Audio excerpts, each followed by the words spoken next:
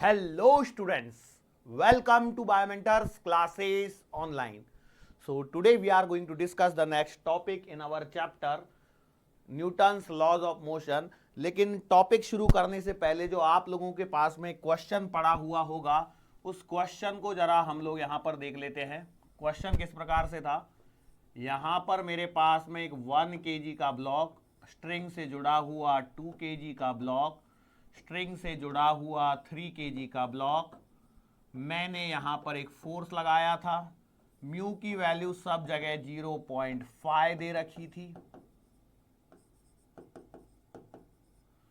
यहां पर tension T1 था, यहां पर टेंशन T2 था, यहां पर फ्रिक्शन F1, F2 और F3, और फोर्स की मैंने दो वैल्यू दे रखी थी, एक तो था 25 न्यूटन और दूसरा दिया गया था 36 न्यूटन। ठीक है, तो आपका काम क्या था, आपको टेबल फिलअप करनी थी।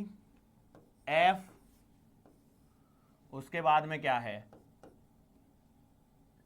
T1, F1, F2, T2, F3 और A, ये डेटा आपको टेबल के अंदर में फिलअप करना था। बराबर है, यहां पर मैंने ऑलरेडी दे रखा था 25 न्यूटन और 36 न्यूटन। बराबर है ना, 25 और 36 ही दिया होगा, है ना। चलो तो शुरू करते हैं इस क्वेश्चन को। कैसे करोगे, सबसे पहले तो एक बात बताओ, what will be your approach. तो सर जी हम क्या करते हैं, देखो सर जी हम क्या करते हैं, मतलब दिखाओ बताओ क्या करोगे। तो मैंने बोला देखो सर जी यहां पर है, यहां पर देखते हैं तो ये 30 न्यूटन, तो यहां पर F1 मैक्सिमम निकाल लेते हैं। तो F1 मैक्सिमम कितना आएगा, 30 का आधा मतलब 15 न्यूटन, सही बात है। F2 मैक्सिमम निकाल लेते हैं, कितना आएगा 2 20, 20 का आधा 10। अब देखो मैं ये मान के चल रहा हूं कि अब ये आप फटाफट कैलकुलेशन कर सकते हैं। ठीक है, F3 मैक्सिमम बोलो कितना आएगा, ये है 1 kg का मतलब 10, नॉर्मल रिएक्शन 10, 10 का आधा मतलब 5 न्यूटन। बराबर है, ओके। तो भैया फ्रिक्शन नेट कितना आ रहा है, नेट मैक्सिमम फ्रिक्शन कितना आ रहा है, 5 + 10 + 15, तो 15 5 20 और 10 30 न्यूटन। और आपका जो पहला एफ एक्सटर्नल है वो है आपके पास में 25 न्यूटन। तो इसका मतलब ये है कि ये ब्लॉक तो नहीं चलेगा, इतना तो श्योर हो गया, मतलब एक्सेलरेशन 0 कर दिया आपने, मतलब सही बात है। अब एक्सेलरेशन 0 होने के बाद में अब आप क्या करोगे, आप आओगे इस वाले ब्लॉक पे। बराबर है, लिमिटिंग फ्रिक्शन यहीं से लगना शुरू होती है, मैं ऑलरेडी सिखा चुका हूं स्ट्रिंग के सवालों में, जब एक साइड में फोर्स होता है। तो मैंने माना कि भैया ये वाला लिमिटिंग फ्रिक्शन लग गया, F1 बराबर कितना है 15 न्यूटन। तो इसका मतलब ये 15 लग गया, तो यहां पर आपके पास में कितना है 25 न्यूटन का फोर्स है। तो 25 में से 15 गए तो यहां पर टेंशन आ जानी चाहिए 10 न्यूटन। टेंशन कितनी आ जानी चाहिए, 10 न्यूटन। मैं एक काम करता हूं, थोड़ी देर के लिए इसको फिलअप कर लेता हूं, ये है 15, ये है 10, तो इसका मतलब यहां पर टेंशन आ चुकी है 10 न्यूटन, जो कि आगे कंटिन्यू कर रही है। अब यहां पर 10 न्यूटन की टेंशन के कारण ये ब्लॉक चलना चाहिए, इसका मतलब क्या हो गया, यहां पर फ्रिक्शन लग सकती है, कितनी चाहिए इसको फ्रिक्शन, ये 10 है मतलब 10 ही चाहिए, और आप देख रहे हैं फ्रिक्शन की मैक्सिमम वैल्यू 10 है, मतलब ये पूरा फ्रिक्शन यहां पे लग जाएगा, तो ये वाला भी 10 न्यूटन आ जाएगा। सो यहां से आगे टेंशन T2 क्या हो जाएगी, 0 हो जाएगी। तो मैंने बोला ये तो मेरा सेटिस्फाई हो गया, फ्रिक्शन 10 हो गई, ये वाला 0 हो गया, ये 0 हो गया, तो F3 पर जाने की जरूरत ही नहीं है, ये भी अपने आप क्या आ जाएगा, 0 आ जाएगा। क्लियर हुआ। चलो अब अगले वाले पे बात करते हैं, 36 न्यूटन। ठीक है, 36 न्यूटन में इस बार मेरा जो एफ एक्सटर्नल है वो है आपके पास में 36 न्यूटन, और यहां पर आपको क्लियरली दिख रहा है कि एफ एक्सटर्नल जो है वो ग्रेटर देन है फ्रिक्शन की नेट मैक्सिमम वैल्यू से। इसका मतलब क्या है, ये सिस्टम चलेगा, ये सिस्टम चलेगा। तो मैंने आपको बताया हुआ है कि एक से एक ब्लॉक मान के कर लीजिए, आसान रहता है। ये 36 न्यूटन का फोर्स, 6 kg का ब्लॉक, और फ्रिक्शन मैक्सिमम लग सकता है 30 न्यूटन। तो भाई साहब यहां से एक्सेलरेशन निकल के आएगा 36 माइनस का 30 डिवाइडेड बाई 6, मतलब का 1 मीटर पर सेकंड स्क्वायर, और यहां पर आपने लिख दिया 1 मीटर पर सेकंड स्क्वायर का एक्सेलरेशन। क्लियर हुआ, ओके। अब इसके आगे क्या करना है, इसके आगे आपको अलग अलग एफबीडी बनाने हैं और फिर से सवाल को सॉल्व करना है। तो ऐसा करने के लिए मुझे इसको मिटाना पड़ेगा और एक एक एफबीडी बना बना के देखनी पड़ेगी। तो चलो ये मान के चलो मैंने 3 kg का बना दिया, इस पर लग रहा है 36 न्यूटन इधर, यहां पर है टेंशन T1 और यहां पर फ्रिक्शन की मैक्सिमम वैल्यू यहां पर लग चुकी है, मान के चलो कितनी है 15 न्यूटन, बराबर है। क्यों? क्योंकि सिस्टम चल रहा है, मतलब पूरा लग चुका होगा और इसका एक्सेलरेशन है यहां पर 1। तो आप क्या लिखोगे, एफ नेट बराबर है में, मतलब 36 माइनस का T1 माइनस का 15 बराबर का 3 इंटू 1। सो यहां से देखिए क्या आएगा, T1 बराबर आएगा 15 और ये भी 3 होगा 18, इसका मतलब आएगा 18 न्यूटन। T1 की वैल्यू आ रही है 18 न्यूटन। क्या ये वाली बात आपको समझ में आ रही है? बोलो फटाफट से। सही है। अच्छा, जब सिस्टम चलने लग जाता है तो फ्रिक्शन की वही वैल्यूज होती हैं जो उनकी मैक्सिमम वैल्यू है, मतलब 15 न्यूटन, ये 10 न्यूटन और ये वाला 5 न्यूटन। तो अब आपके पास में बस एक ही परेशानी है, T2 निकालना। तो T2 के लिए मैं क्या कर देता हूं, 2 kg वाले का FBD बना लेता हूं। तो 2 kg वाले FBD पर देखिए यहां पर टेंशन T1 है, यहां पर टेंशन T2 है, इसका फ्रिक्शन का मैक्सिमम फोर्स 10 न्यूटन यहां लगेगा और इसका एक्सेलरेशन A बराबर 1 है। तो यहां लिखोगे T1 माइनस T2 माइनस का 10 बराबर का 2 इंटू A।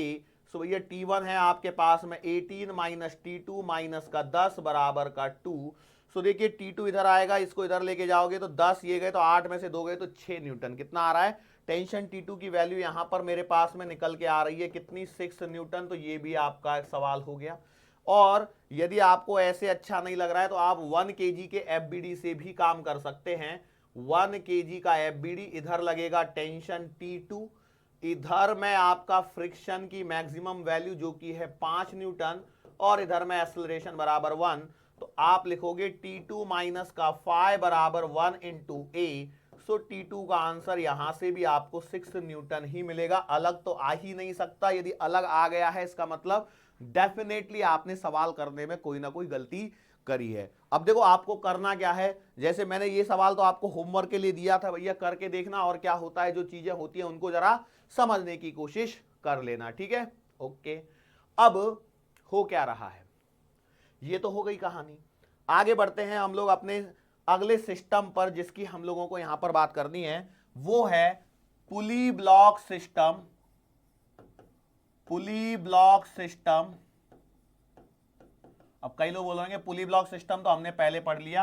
यस, आपने पहले पढ़ लिया है, लेकिन जो पहले पढ़ा है वो विदाउट फ्रिक्शन पढ़ा है, ठीक है? अब देखो अगेन मैं ये यहां पर कहना चाहूंगा, यदि इसमें से कोई सवाल आता है तो सिंपल सा सवाल आएगा, कोई ज्यादा हार्ड एंड फास्ट सवाल नहीं आएगा। लेकिन फिर भी हमारी एक रिस्पॉन्सिबिलिटी बनती है एज अ रिस्पॉन्सिबल इंस्टीट्यूट होने के नाते कि भैया आपको सारे टॉपिक जो पॉसिबल हो सकता है, जिसपे सवाल बन सकता है, उसको हम लोग यहां पर कवर करा दें, ठीक है? तो मैंने यहां पे क्या कर दी, एक पुली लगा दी, यहां पर एक 2 kg का ब्लॉक लगा दिया, यहां पे म्यू बराबर 0.1 रख दिया और यहां पर मैंने 1 kg का ब्लॉक लगा दिया, ठीक है? सवाल में पूछा क्या जाता है, टेंशन और एक्सेलरेशन पूछी जाती है, जो आप जानते हैं। ये सवाल मैं पहले भी करवा चुका हूं, बट जब मैंने पहले करवाया तब मैंने वहां पर म्यू नहीं लिखा था। ओके, चलो तो अब बताओ करने का तरीका क्या होता है सर जी? सर जी करने का तरीका ऐसे होता है, यहां पर लगेगा 10 न्यूटन, बराबर है, यहां पर आएगी टेंशन। यदि ये सिस्टम चलता है तो इधर चलेगा विद एक्सेलरेशन A। ऐसे ही मैं इधर आ जाता हूं तो यहां पर देखता हूं टेंशन T आएगी और इधर में एक्सेलरेशन A आएगा। लेकिन यहां पर क्या है कि एक और चीज है कि भैया यहां पर फ्रिक्शन और लगेगा। क्यों? Friction will oppose the motion. लेकिन ये फ्रिक्शन कहां से निकालें, तो फ्रिक्शन निकालने के लिए आपको ये आएगा 20। सो ये नॉर्मल रिएक्शन, तो फ्रिक्शन की मैक्सिमम वैल्यू आएगी म्यू टाइम्स n। सो यहां से क्या हो जाएगा, देखिए 0.1 इंटू एन कितना है 20। तो इसका मतलब 2 न्यूटन का ये फोर्स और है फ्रिक्शन का, उसको मत भूल जाना नहीं तो गड़बड़ी हो जाएगी। मैं बोला ठीक है चलो, अब क्या करना है, इसके बाद कुछ नहीं है, बस इक्वेशन बनाना है और सॉल्व करना है। तो चलो यहां पर इक्वेशन लिखोगे इस वाले ब्लॉक के लिए, तो क्या लिखोगे, ये लिखोगे 10 माइनस का टी बराबर 1 इंटू ए, इक्वेशन नंबर 1। अच्छा 2 kg वाले के लिए जब इक्वेशन लिखोगे तो क्या लिखोगे, t माइनस 2, टी माइनस का 2। क्यों सर जी ऐसे क्यों हो रही है, क्योंकि 2 न्यूटन का फ्रिक्शन लग रहा है पीछे की तरफ। वही देखो सब कुछ रिपीट टेलीकास्ट है, कुछ भी नया नहीं है। इक्वल्स टू आएगा 2 इंटू इक्वेशन नंबर 2। दोनों को सॉल्व करने का तरीका क्या है, मैंने बोला दोनों को ऐड कर देता हूं, टी से टी कट जाएगा, ये आएगा 8 बराबर 3 इंटू ए। सो ए की वैल्यू आ गई 8/3 मीटर पर सेकेंड स्क्वायर। देख लेना कहीं गलती तो नहीं कर रहा हूं। और अब रह गया कौन, टेंशन। तो टेंशन आएगा भैया 2 प्लस का 2 इंटू ए मतलब 8/3। सो टी आएगा कितना 6 और 8 दूना 16 और ये 3। सो टेंशन की वैल्यू आ गई 22/3 न्यूटन। लो भाई हो गया सवाल। अब यदि आप सोचिए यदि मैं इसको करा नहीं रहा होता और आप खुद से कर रहे होते तो कितना समय लगाते थे इस सवाल को करने में? ज्यादा समय तो नहीं लगेगा। तो ऐसे टाइप के सवाल आपको पूछे जा सकते हैं, ठीक है, ऐसे टाइप के सवाल आपको एग्जाम में पूछे जा सकते हैं, इसमें कोई शंका नहीं है, ठीक है। ओके चलो आगे बढ़ते हैं हम लोग। अब हम लोग क्या करते हैं, इसी सवाल को थोड़ा सा चेंज कर देते हैं। मतलब देखो सवाल सेम है, मैंने क्या लिया, यहां पर लिया 2 kg, यहां पर ले लिया 1 kg, इस बार मैंने म्यू की वैल्यू ले ली 0.5। बस इतना ही चेंज किया है, बाकी सवाल आपको सॉल्व करना है। फाइंड टेंशन एंड एक्सेलरेशन, जैसा आप करते आए हैं वैसा ही फटाफट से करते चले जाइए। ओके तो सर जी हमको करने का तरीका आता है, तो मतलब इसका मतलब ये है कि आप जैसे बोल रहे हैं हमने यहां पे 10 लगाना चाहिए, यहां पर स्ट्रिंग में टेंशन टी होगी, यदि सिस्टम चला तो इसका एक्सेलरेशन इधर। सही बात है, ये इसमें टेंशन टी इधर, इसमें एक्सेलरेशन इधर। और यहां पर यदि नॉर्मल रिएक्शन निकालूंगा तो 20 और फ्रिक्शन की मैक्सिमम वैल्यू यदि मैं कैलकुलेट करता हूं तो 0.5 इंटू 20, तो आंसर आएगा 10 न्यूटन। मैंने बोला बिल्कुल सही बात है, यस और नो। फ्रिक्शन की मैक्सिमम वैल्यू 10 न्यूटन निकाल ली। अच्छा इसमें कंफ्यूज मत हो जाना, ये एन है, ये नहीं तो पता लगा 2 जीरो का ही बोलेंगे कि ये कहां से आ गई। चलो अब इक्वेशन लिखना चालू करो। इस पे आप इक्वेशन लिखोगे तो यहां पर इक्वेशन लिखी जाएगी क्या लिखी जाएगी, tan माइनस का t बराबर 1 इंटू ए, और यहां इक्वेशन लिखी जाएगी t माइनस का फ्रिक्शन इधर आएगा कितना 10। सही है ना,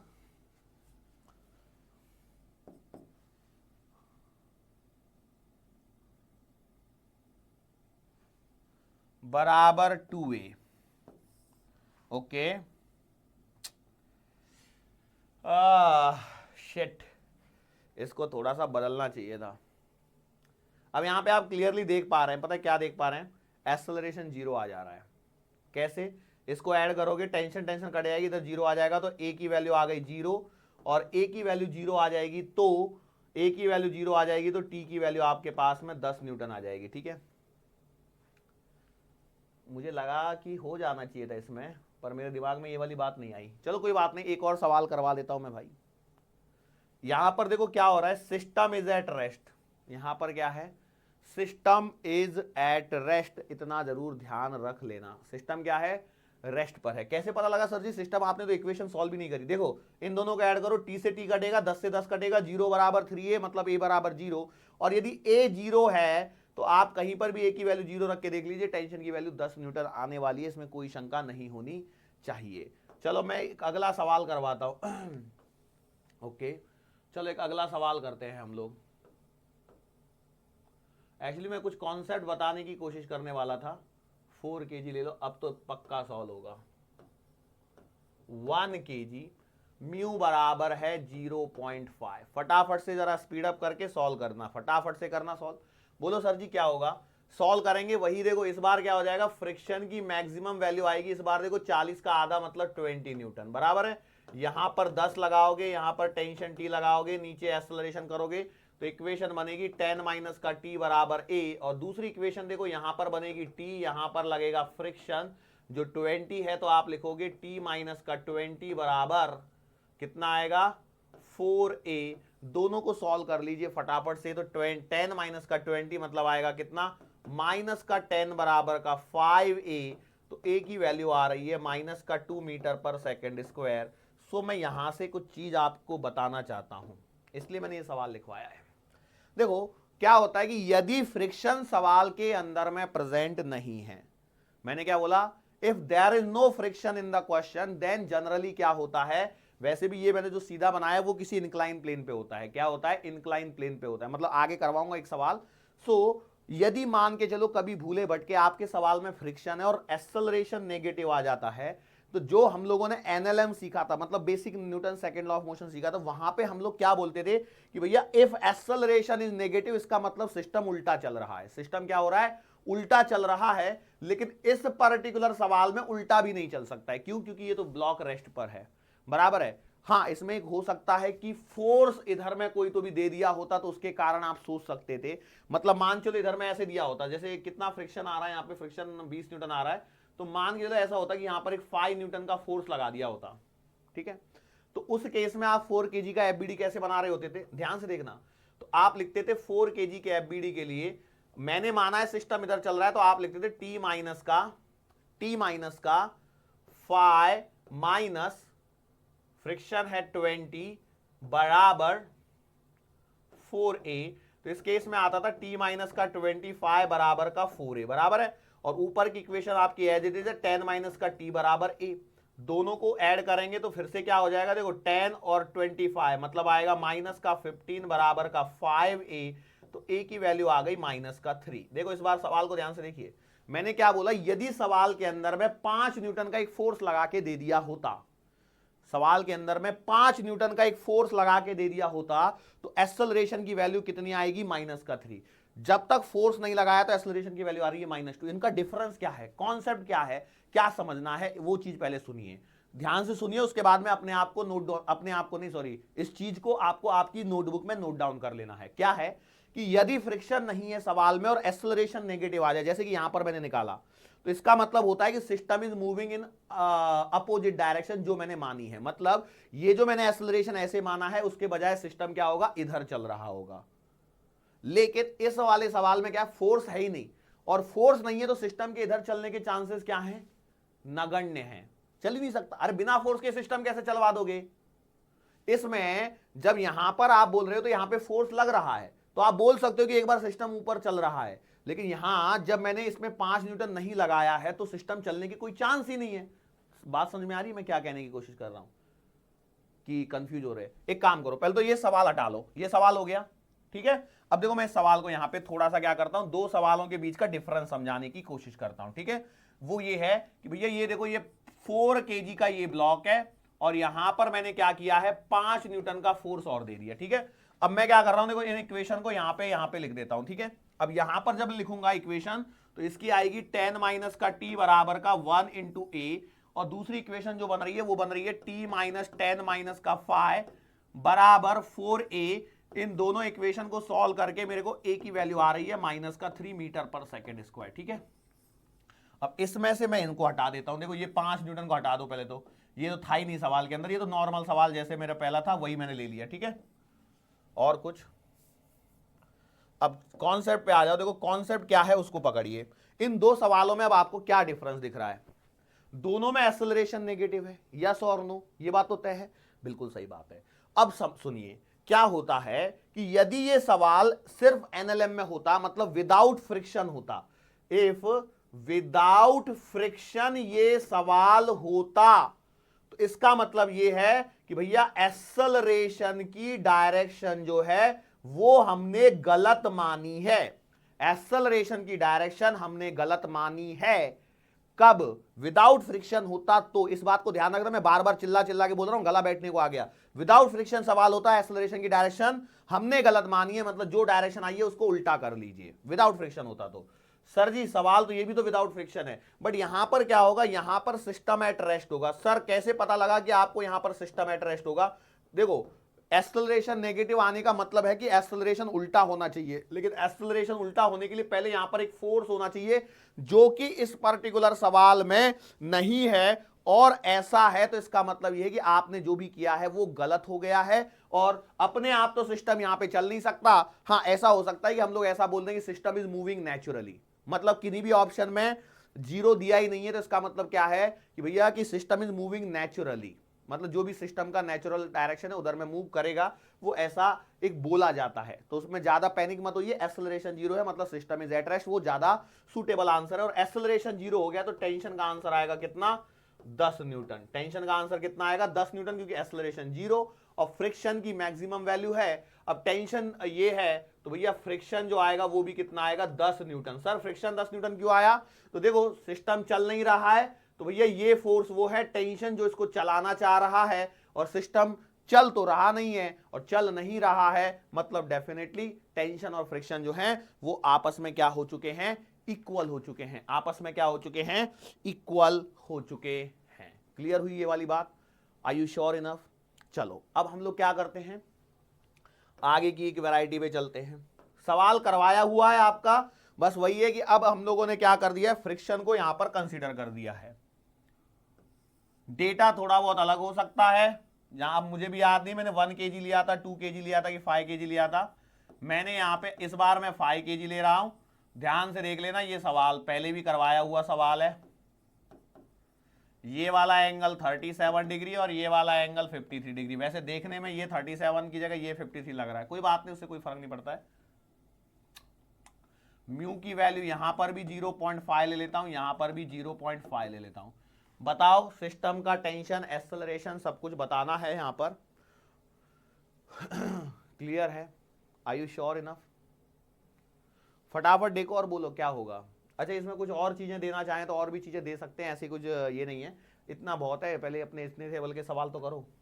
बोलो सवाल क्या हो रहा है, पता ये सवाल कैसा है। सोचो यदि मैं इसको खोल के लंबा कर लूं। सर जी खोल के लंबा कैसे करोगे? देखो ऐसे ये है 5 kg, ये है 5 kg, क्या ये बात सही है? ओके सर जी। ये है म्यू बराबर 0.5 और ये है म्यू बराबर 0.5, सही है? ओके। अब सर जी वो जो खींच के लंबा कर रहे हैं उसका फायदा क्या है? यहां तो कुछ अलग ही सिस्टम है, यहां तो फोर्स वगैरह नहीं है। देखो ध्यान से देखिए क्या हो रहा है, यदि मैं यहां पर ध्यान देखूं तो ये तो आएगा 50, ये कितना आएगा, तो ये आएगा 50 cos 53 और ये आएगा 50 sin 53, बराबर है। इसका मतलब आएगा कितना, 50 इंटू साइन 53 कितना होता है 4/5, मतलब ये आ गया 40 न्यूटन, सही है क्या? और यहां से देखो तो ये आएगा 50, तो ये आएगा 37 डिग्री, तो 50 cos 37 मतलब ये वाला आएगा 40 न्यूटन, तो ये वाला आएगा इधर में 30 न्यूटन। ये 40 है तो ये वाला आ गया 30 न्यूटन। बात समझ में आ रही है? देखो फटाफट से, यही हो रहा है कि नहीं हो रहा है? तो इसका मतलब ये है कि इस सवाल को मैं कन्वर्ट कर सकता हूं, इसमें ये आ गया 40 न्यूटन का फोर्स, ये आ गया 30 न्यूटन का फोर्स, बराबर है। अब बताओ सिस्टम रेस्ट पे है कि क्या है, कैसे करोगे? तो भैया देखो नेट फोर्स 40 और 30 कितना बच गया, 10 न्यूटन, ओके। और फ्रिक्शन कितना है, तो 50। अब देखो ये 50 मत ले लेना, बस यहीं पे गलती होगी, ये 50 मत ले लेना, क्योंकि देखो नॉर्मल रिएक्शन इसकी 30 है इधर से, और इधर से कितनी है 40 है, तो 40 का आधा 20 और 30 का आधा 15। तो भैया फ्रिक्शन की जो मैक्सिमम वैल्यू है वो आपके पास में यहां पे दोनों जगह पे अलग अलग आएगी। मतलब यहां पर 30 का आधा, मतलब यहां पर आएगी फ्रिक्शन की मैक्सिमम वैल्यू कितना है 15, और यहां पर फ्रिक्शन की सॉरी यहां पर इस जगह पर फ्रिक्शन की मैक्सिमम वैल्यू कितनी आएगी 40 का आधा, मतलब 20 न्यूटन। सो हालांकि सिस्टम तो अभी भी नहीं चल रहा है ये एक अलग बात है, सिस्टम नहीं चल रहा है, इसमें कोई शंका नहीं है, सिस्टम नहीं चल रहा है, इसमें कोई शंका नहीं है। अब इसके आगे ये सवाल बताओ कैसा बच गया, बोलो अब बताओ सवाल कैसा बच गया। फ्रिक्शन की मैंने मैक्सिमम वैल्यू निकाल के दे दी, दो फोर्सेस निकाल के दे दिए। अब क्या ये सवाल पहले जितना ही आसान है जितना हम लोग ऑलरेडी करके आए हैं?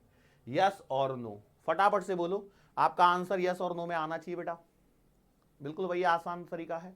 अब इसके आगे सवाल में कुछ बचता ही नहीं है। अब चाहे तो अब यहां पे हम लोग क्या कर सकते हैं, अब फिर से और थोड़ा सा ऐड करने के लिए इसमें याद कीजिए क्या मैंने फोर्सेस वगैरह लगा के बताए थे, यस और नो। अब सोचो इस पर्टिकुलर सवाल के अंदर में मैं क्या कर दूं, इधर में कोई फोर्स लगा दूं, एक एक्स्ट्रा फोर्स, तो सवाल कर पाओगे क्या? आराम से कर सकते हो, कोई दिक्कत नहीं होनी चाहिए। This is the maximum possible condition जो आपके लिए नीट के एग्जाम में आपसे पूछ सकते हैं, इससे ज्यादा कुछ नहीं पूछने वाले हैं। क्या ये बात क्लियर हो गई? ओके चलो देखो, अब आज के लेक्चर का एक बहुत ही इंपॉर्टेंट सा कॉन्सेप्ट मैं यहां पर आपको सिखाने की कोशिश करता हूं। बस इस कॉन्सेप्ट में क्या है, थोड़ा सा आपको लॉजिकल होना है, और चीजें क्या है कि आपको एज अ फॉर्मूला थोड़ा सा ध्यान में रखना है, एज अ फॉर्मूला ध्यान में रखना है, क्योंकि ऐसी चीजें हम लोग बेसिक कर चुके हैं, वैसा ही उसमें उसी से रिलेटेड कुछ हल्की हल्की सी चीजें आने वाली है, ठीक है।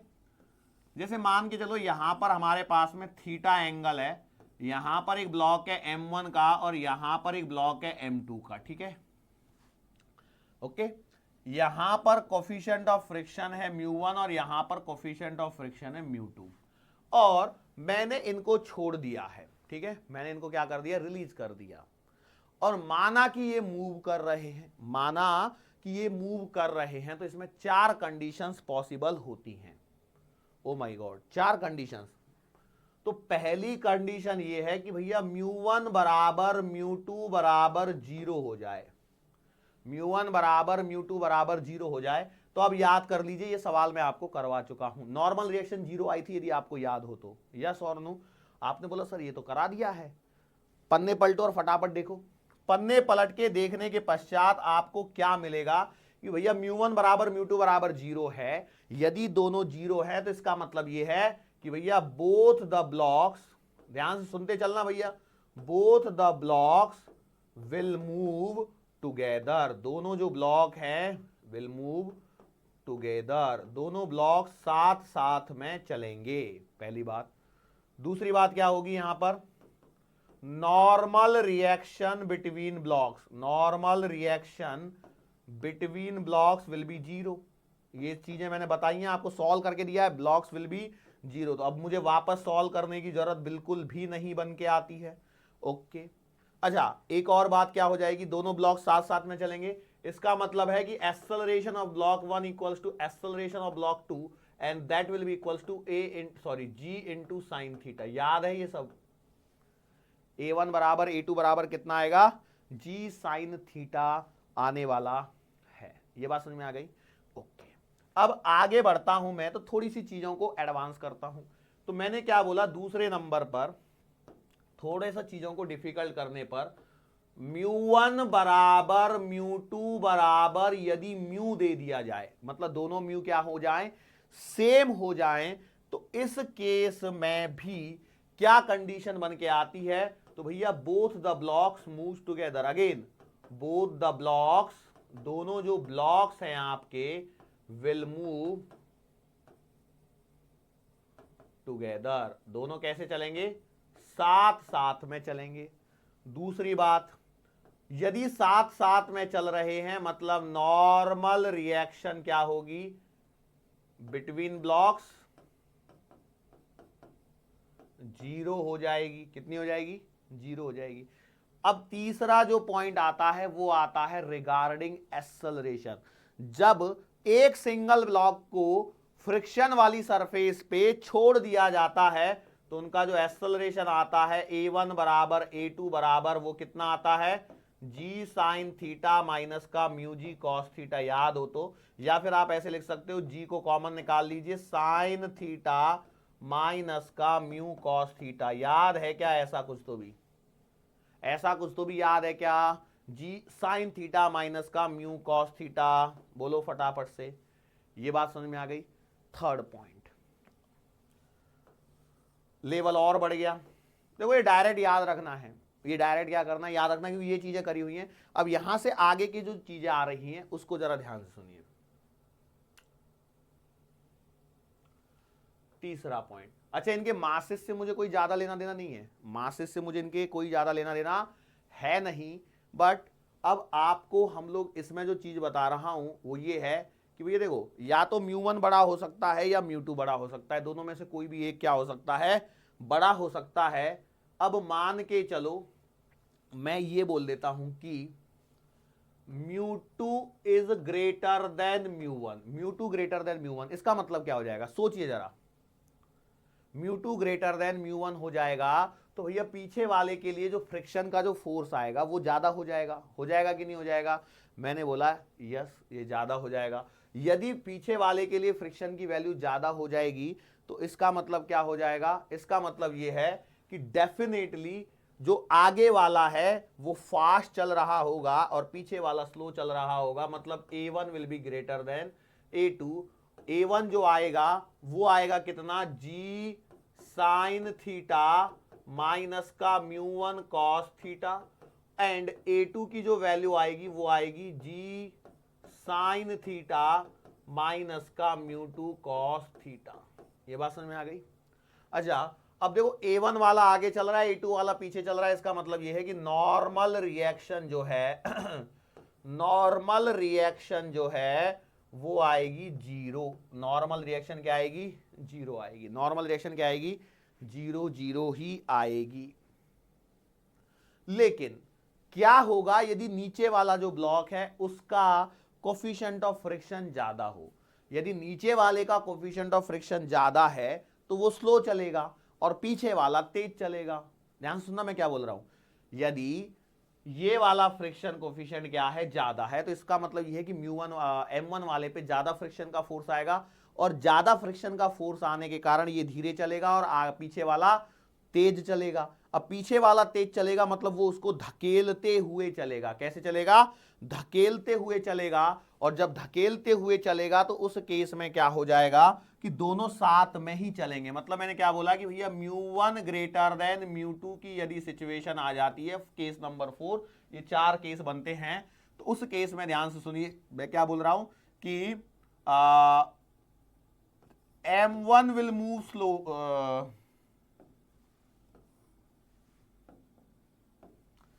M1 will move slow, M1 वाला जो है वो धीरे चलेगा, and M2 will move faster, M2 will move faster.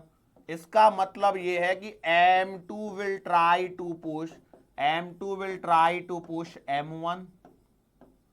पीछे वाला आगे वाले को धक्का मारेगा, लेकिन आगे वाला तो धीरे चल रहा है।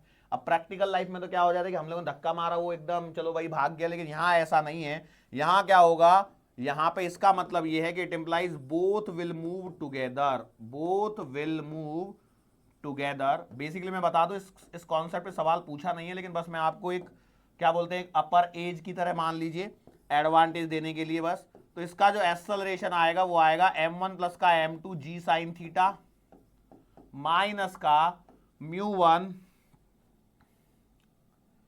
कॉस थीटा प्लस का μ2 कॉस थीटा इंटू जी। अब देखो बेसिकली क्या किया, दोनों को ही मैंने एक में से एक को सब्ट्रैक्ट ही किया और कुछ नहीं है। और नीचे आएगा M1 प्लस का M2, M1 प्लस का M2। ये आराम से आपको पता है मैंने क्या किया है। देखो यदि आप ध्यान से देखो तो मैंने पता क्या किया है, M1 जी साइन थीटा माइनस μ1 जी कॉस थीटा और प्लस M2 जी साइन थीटा माइनस μ2 जी कॉस थीटा, दोनों एक्सेलरेशन को ऐड कर दिया है और वो आ गया है दोनों का कंबाइन।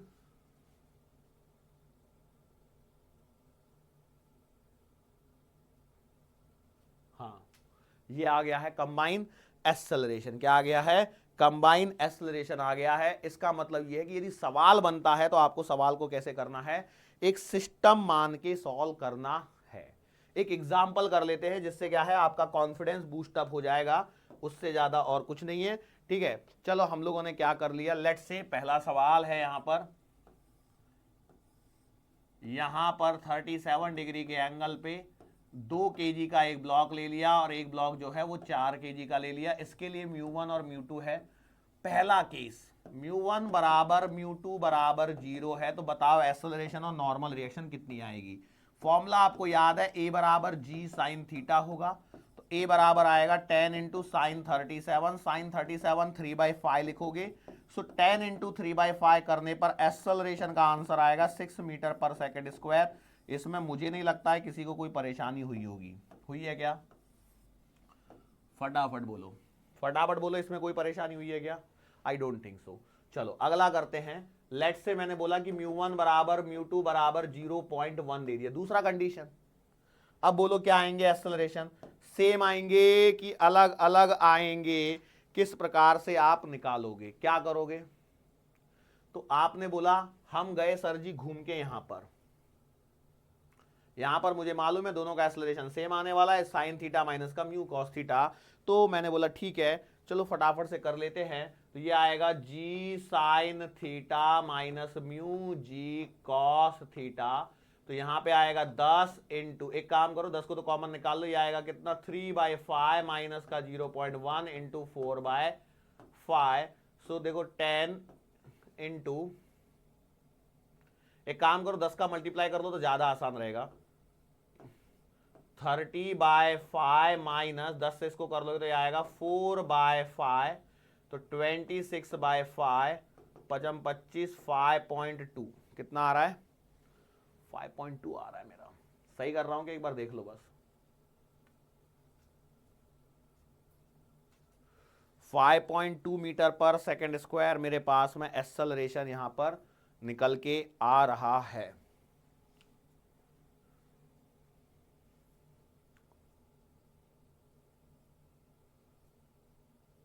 जी साइन थीटा में। अच्छा, अब बेसिकली देखो ये तो मेरे पास में डायरेक्ट आंसर आ रहा है, इसमें तो कोई शंका है ही नहीं।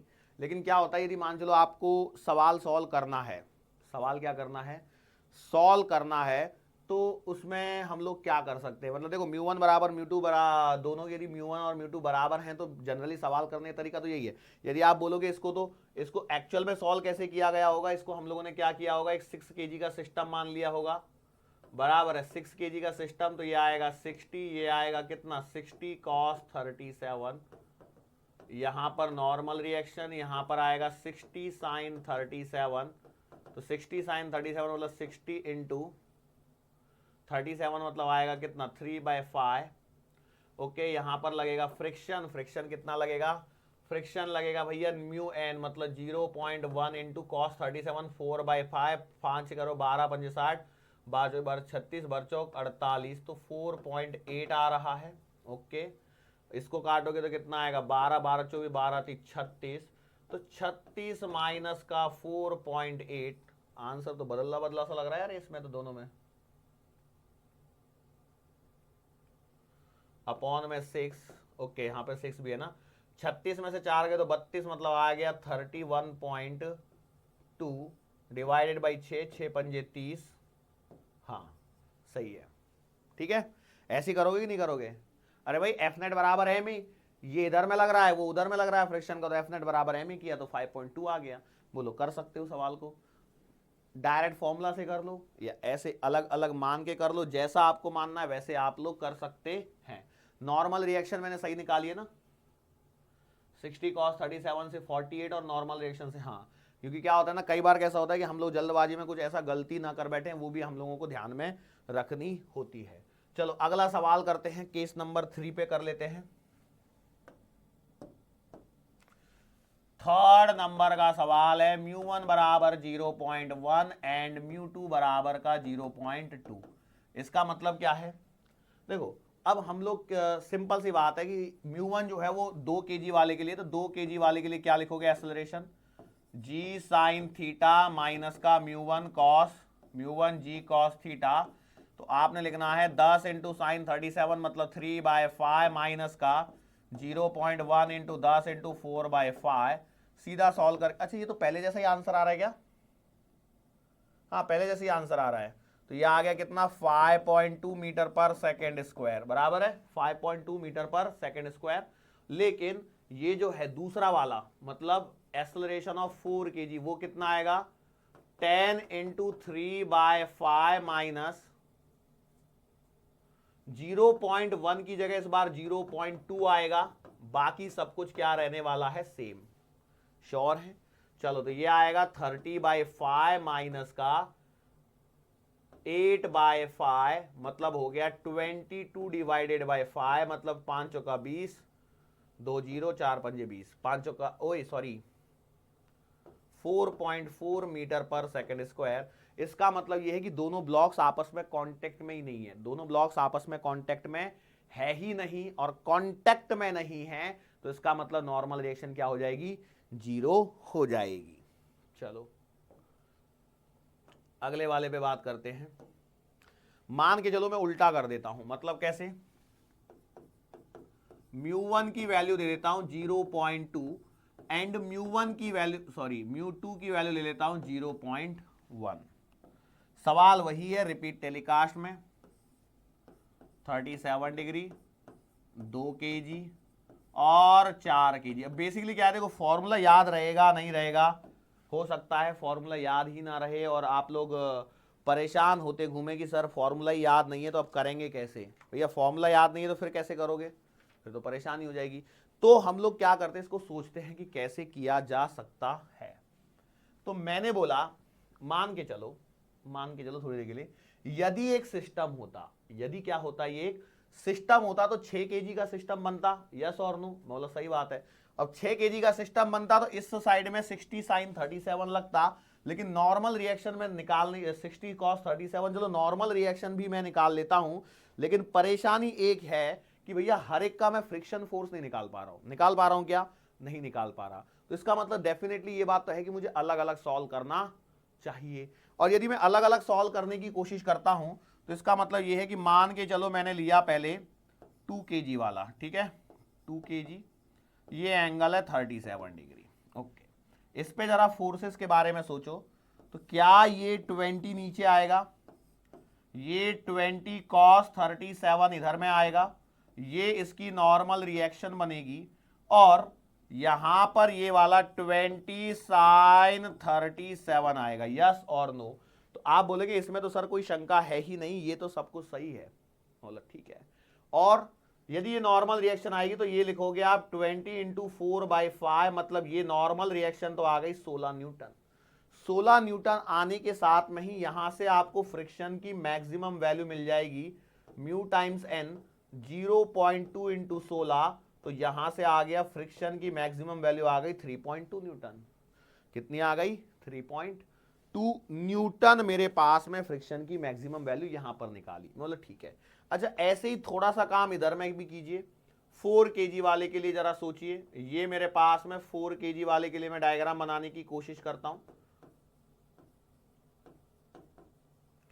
तो भैया 4 kg वाले में आपने बोला ये नीचे लग गया 40, ये आएगा 40 cos 37, 4/5 मतलब 5 से 8 चौक 32, ये आ गया 32, ये आपकी नॉर्मल रिएक्शन हो गई, ओके।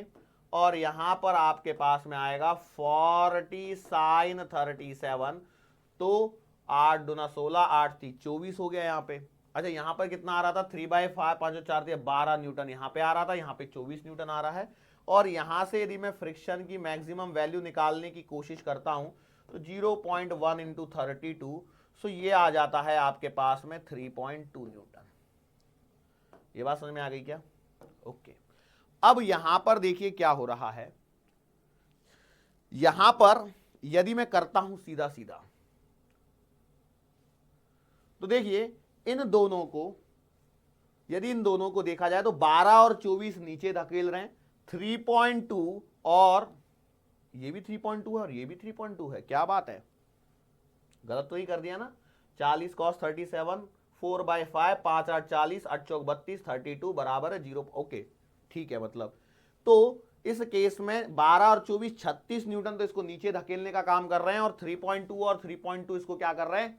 अपोज करने का काम कर रहे हैं। तो भैया इस केस में क्या हो जाएगा कि यदि मैं यहां पर देखता हूं 6 kg के सिस्टम पर नीचे की तरफ 12 और 24 नीचे धकेल रहे हैं, और फ्रिक्शन अपोज कर रहा है 3.2 प्लस का 3.2, तो एक्सेलरेशन आ जाएगा 12 और 24 36 माइनस 6.4 डिवाइडेड बाई 6, तो ए की वैल्यू आएगी 36 में से 6 गए तो बच गए 30, 30 में से गए तो आ गया 29.4 डिवाइडेड बाई 6, मतलब आएगा कितना?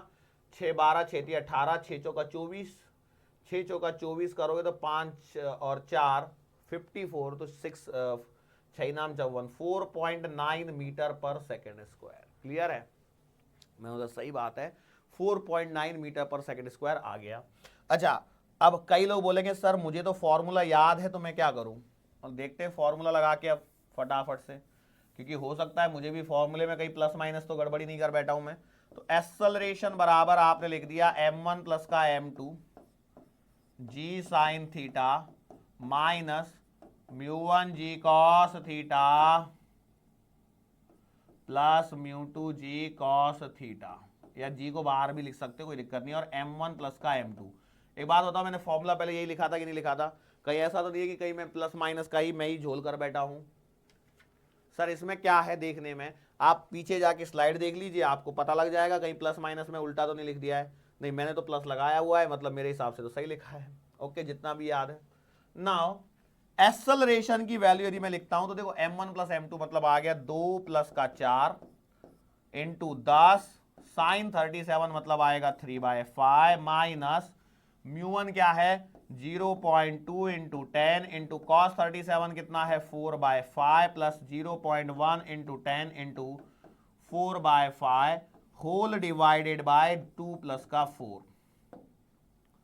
आ जाओ जरा, देखो 2 और 4 6, 5 से काटोगे 2 बार, 4 और 2 6, 2 12, 12 2 24, 12 3 36 माइनस यहां पर देखो पॉइंट हटाओ, 0 कटेगी, 4 दूना 8, 8/5 पॉइंट हटाओ, 0 कटाओ, तो ये आएगा 4/5, 4/5 और 4/5 सॉरी 4 दूना 8/5 और 4/5, 8 और 4 12, 12/5। सो 12/5 का मतलब आएगा कितना 5 दूना 10। क्या बात है, कुछ रह गया का भाई?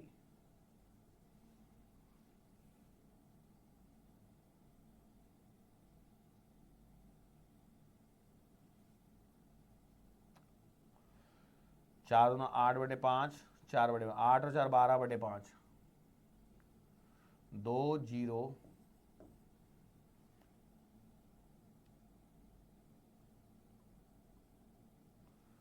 2.4।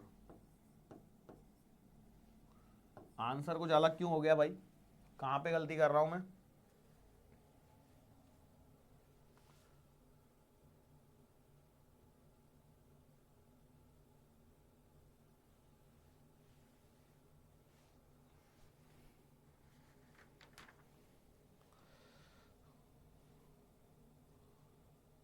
कुछ तो भी गलती कर रहा हूं।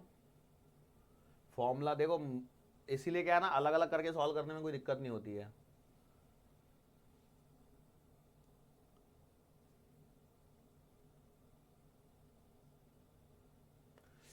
शे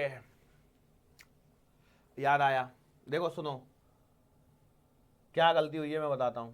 ये जो फॉर्मूला लिख रहा था ना मैं, तो देखो ये बैलेंस नहीं है फॉर्मूला, बैलेंस है क्या? देखो कैसे मैं बताता हूं बैलेंसिंग कहां पे टूट रही है।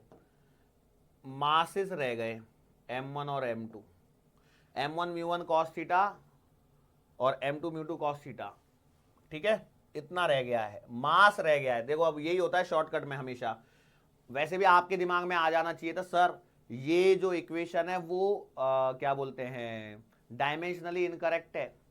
तो भैया देखो यहां पर m1 और आएगा और यहां पर m2 और आएगा, तो यहां पर m1 आएगा तो इसका कितना है इंटू 2 और कर लीजिए और यहां पर इंटू 4 और कर लीजिए, तो कितना हो जाएगा 4 दूना 8 दूना 16/5 और 16/5 32/5, 32 डिवाइडेड बाय 5, तो 5 सिक्का 20, 6.4।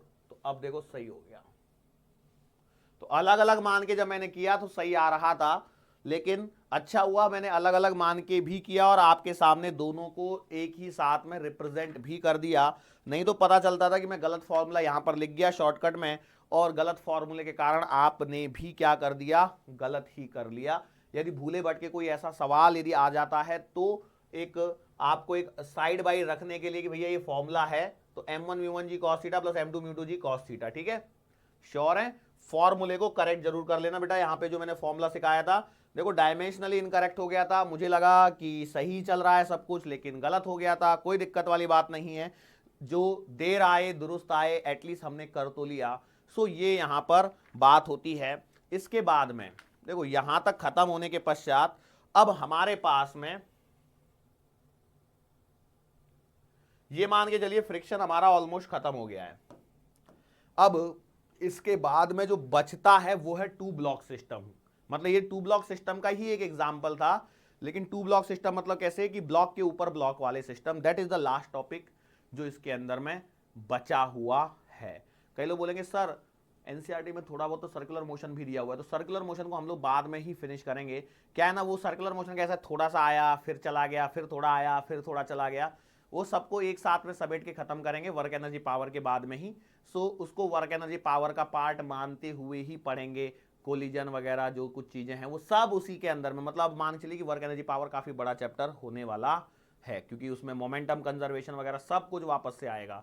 मैं चाहता तो यहां पर भी मोमेंटम कंजर्वेशन या रॉकेट प्रोजेक्शन और वो सारे सवाल करवा सकता, लेकिन क्या है उसका आपको फील वहीं आएगा जब हम लोग वर्क एनर्जी पावर सीख लिए होंगे। सो ठीक है बेटा, आज के लिए बस इतना ही है, यहाँ पर कोई दिक्कत नहीं है। आज हम लोगों ने सीखा क्या है, पुली ब्लॉक वाले 1-2 सवाल करवा के मैंने आपको दिखाए, और साथ में मैंने क्या बताया आपको, ये 2 ब्लॉक सिस्टम यदि होता है इंक्लाइन प्लेन के ऊपर तो कैसे काम करता है। सीधा सीधा सवाल बनेगा तो सीधा सीधा ही आपको आंसर करना है, बिल्कुल ज़्यादा दिमाग नहीं लगाना है। अब 2 ब्लॉक मतलब ब्लॉक के ऊपर ब्लॉक वाला जो है उसमें कॉन्सेप्चुअल सवाल बनते हैं, उनको हम लोग देखेंगे लेकिन आने वाले अगले लेक्चर के दरमियान। सो तब तक के लिए